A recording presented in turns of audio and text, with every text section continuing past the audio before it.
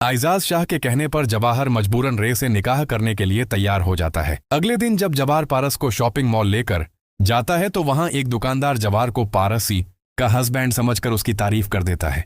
यह देखकर पारस को गुस्सा आ जाता है और वह वहां से चली जाती है। मॉल से निकलते ही उसी वक्त जवाहर की नजर नदीम पर पड़ती है और जवाहर को नदीम पर शक हो जाता है कि यह जरूर वहां दुरानी से मिला हुआ है। जवाहर नदीम का पीछा करता है और उसका शक यकीन में बदल जाता है। लेकिन जवाहर फिलहाल नदीम के बारे में बहजाद साहब को कुछ नहीं बताता। उसी वक्त जवाहर को सिकंदर से यह मालूम होता है कि शाकुर साहब की फैमिली को नुकसान पहुंचाने वाला कोई और नहीं बल्कि आफताब था। इस बात का पता चलते ही जवाहर आफताब को बहुत मारता है और बहजाद साहब के सामने पहुंचकर सारी सच्चाई बता देता है। बहजाद साहब भी आफताब के मुंह पर जोर का थप्पड़ मार देते हैं और उसे वहां से चले जाने को बोल देते हैं। अब आफताब और नदीम मिलकर वह दुर्रानी के साथ जवाहर को सबक सिखाने का फैसला कर लेते हैं और जिस रोज जवाहर और रेशम का निकाह होने वाला होता है उसी वक्त बहजाद साहब की जवाहर को कॉल आती है। वह घबराते हुए जवाहर से बोलते हैं, पारस को वहां दुर्रानी के आदमियों ने किडनैप कर लिया है, तुम्हें इसी वक्त आना होगा।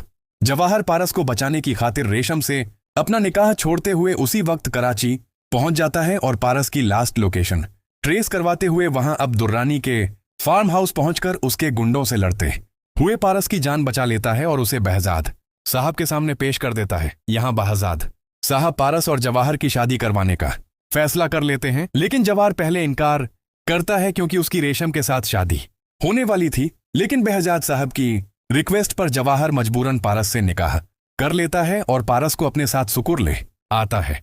जैसे ही रेशम पारस को जवाहर की बीवी के रूप में देखती है तो उसके पैरों तले जमीन खिसक जाती है और वह ठान लेती है कि पारस और जवाहर का तलाक करवाकर ही हेगी। उसी वक्त सिकंदर बहजाद साहब को बताता है कि नदीम और आफताब वहाब से मिले हुए हैं, यानी वह दोनों उनकी पीठ में खंजर घोंप रहे हैं। जब बहजाद साहब नदीम के पास पहुंचते हैं तो नदीम उस वक्त वहाब दुरानी के साथ बात कर रहा होता है और बातों में नदीम के मुंह से यह निकल जाता है, मैं आपको कभी धोखा नहीं दूंगा सरकार।